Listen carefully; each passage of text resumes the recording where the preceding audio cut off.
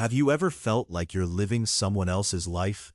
Like the ambitions you're chasing don't actually belong to you, but rather they're echoes of what you think you should want? This is the imposter complex in its most insidious form. It's not just the feeling that you're not good enough for the role you've landed. It's something deeper and far more disorienting. It's the creeping suspicion that the very dreams you're pursuing were never meant for you in the first place. The imposter complex typically gets defined as a psychological pattern where high-achieving individuals doubt their accomplishments. They feel like frauds despite evidence of their competence. But there's a critical distinction we rarely talk about. Some people feel like imposters because they haven't internalized their success. Others feel like imposters because they're genuinely living out someone else's definition of success. Consider the person who grew up in a family of doctors. Their parents were brilliant physicians. Their grandparents were surgeons. The expectation was always there, woven into every conversation, every family dinner, every glance when report cards came home. And so this person became a doctor too. They studied hard. They earned high marks. They got into a prestigious medical school.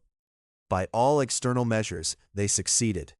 But in the quiet moments, when nobody's watching, they felt hollow. Because beneath all those achievements was a fundamental truth they couldn't ignore. They never actually wanted to be a doctor. This is the distinction that matters. The imposter complex becomes truly painful when your accomplishments belong to someone else's vision. When your ambition is really their ambition, delegated to you through expectation and inherited narratives. You end up performing someone else's life while your authentic self watches from the wings, increasingly invisible. The origins of this pattern often trace back to childhood. Many of us grew up in environments where our value was conditional. We were praised when we did what was expected. We were disappointed when we deviated. Slowly, over years, we learned to prioritize external validation over internal clarity. We learned that our job was to meet other people's expectations, not to discover our own desires. And we became very, very good at it. You might excel at recognizing what your parents wanted for you. You might become intuitive at sensing what your teachers believed you were capable of. You might develop an almost supernatural ability to detect what your peers thought was impressive. You became a mirror, reflecting back the ambitions that others projected onto you. And the problem is, mirrors don't have desires. They just reflect. As you grew older, this pattern didn't disappear. It evolved, and you're receiving promotions that should feel triumphant, but instead feel terrifying. You're sitting in meetings where colleagues are discussing your recent success, and you're thinking about how you got there through sheer effort and strategic positioning, rather than because you actually wanted to climb that particular ladder. You're attending networking events where you're being recognized as successful, and inside you're wondering when everyone will realize that the person they're recognizing isn't really you. This is the exhaustion that comes with inherited ambition. It's not the healthy tiredness that comes from pursuing something you genuinely want. It's the soul-draining fatigue of performing someone else's dream.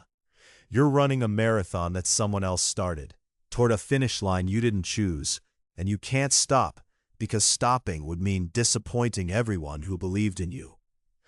One of the most damaging aspects of this pattern is how it distorts your relationship with achievement itself. When you accomplish something that was genuinely someone else's goal, you can't actually celebrate it. You can't feel proud, because deep down, you know that the accomplishment doesn't represent your authentic self. It represents your ability to execute someone else's vision. And executing other people's visions, no matter how successfully, doesn't build genuine self-esteem. It builds a fragile facade that depends entirely on continued external validation. So you keep achieving. You keep collecting credentials and accolades and positions. You keep moving up the ladder that was never really yours to climb. And each rung feels simultaneously like a victory and a failure. A victory because you're succeeding. A failure because you're succeeding at something you don't actually want. The imposter feeling intensifies because in a very real sense, you are an imposter. You're pretending to be someone who wants what you've achieved, and the performance is becoming exhausting. The social media age has accelerated this phenomenon dramatically. Now, you're not just comparing yourself to people in your immediate environment. You're comparing yourself to curated highlight reels of achievement-obsessed people from around the world. You're seeing people accomplish things that society tells you to want, and you're being told that if you don't want them too, you're failing somehow. The external pressure has become omnipresent. It's not just your family anymore.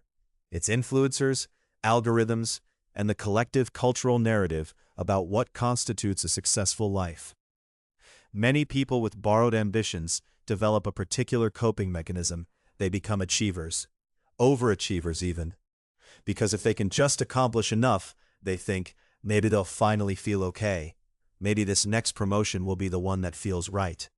Maybe this next project will be the one that finally makes them feel like they belong. So they work harder, they stay later, they say yes to opportunities they don't actually want, because saying no feels like failure. But here's the cruel irony. You can't achieve your way into authenticity. You can't accumulate enough external success to replace the internal clarity you're missing. Every achievement that doesn't align with your actual values is actually a step further away from yourself. You're becoming more lost, not more found. You're burying your authentic desires deeper under layers of borrowed ambition. The imposter complex in this context also manifests as constant self-doubt that feels almost rational. You might think, of course I feel like a fraud. I'm doing work that someone else wanted me to do. Of course, I feel disconnected from my accomplishments. They were never actually my accomplishments. And this rationalization becomes a trap. It prevents you from taking action. It keeps you in the pattern because you've explained it to yourself in a way that feels inevitable, unchangeable. There's also the guilt factor that's often overlooked. If you're blessed enough to have parents who believed in you, or mentors who invested in your success, or a supportive community that cheered you on, there's often profound guilt involved in admitting that their investment didn't lead you where they hoped. There's guilt in saying, I appreciate everything you did for me, but I don't actually want this life. That guilt can be paralyzing. It can keep you trapped in someone else's ambition for years, decades even. The workplace amplifies all of this. Organizations don't typically ask you to discover your authentic ambitions. They ask you to fit into existing structures and hierarchies. They reward people who execute efficiently, who climb predictable career ladders, who play the game according to established rules. If you're already good at performing someone else's ambition, the workplace becomes a second home. You know how to do this. You know how to look like you belong. You know how to convince people that you're exactly where you want to be. But the internal experience is one of increasing disconnection. You might be praised for your performance reviews, yet feel invisible to the people who work with you. You might receive promotions that should excite you, but instead feel like deeper entrapment. You might have the title and the salary and the office that everyone said would make you happy, but instead feel more uncertain about who you actually are than ever before. One of the most insidious aspects of this form of imposter complex is how it makes you question your own judgment. When your ambitions come from external sources, you lose the ability to trust yourself. You don't know what you actually want. So when you encounter setbacks, you interpret them as confirmation that you were never meant for this path. But you also don't know if you're meant for any path, because you've never really explored what your authentic ambition would be. People who struggle with this often report a specific kind of loneliness. You might be surrounded by people who respect you, who consider you successful, who think you have it all figured out. But you can't really connect with them because they're validating a version of you that you're not sure exists. They're celebrating accomplishments that don't align with your values. They're impressed by your career trajectory, but you're exhausted by it. The disconnect creates a profound isolation, even in the midst of professional success.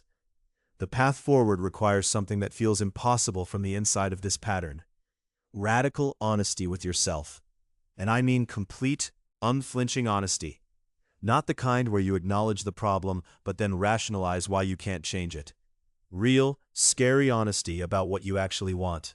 Not what you should want, not what would make people proud, not what looks good on a resume. What do you genuinely, authentically want? What makes you lose track of time? What could you do for free? What would you do even if nobody would ever know about it?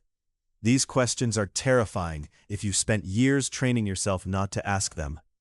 Because answering them might mean admitting that the path you've been on isn't actually your path. It might mean disappointing people who invested in your success. It might mean starting over in some way. It might mean leaving behind accomplishments that look impressive but feel hollow. But continuing without asking these questions means a lifetime of imposter feelings, because you literally are an imposter in your own life. The good news is that recognizing this pattern is the first step toward breaking it. Once you understand that your imposter feelings might not mean you're not good enough, but rather that you're living someone else's life, you have a choice. You can continue performing, or you can begin the process of getting to know yourself. You can continue climbing a ladder that doesn't belong to you, or you can start exploring what your actual ladder would look like. This doesn't necessarily mean dramatic life changes overnight. Sometimes it means making small adjustments. Saying no to opportunities that don't align with your values.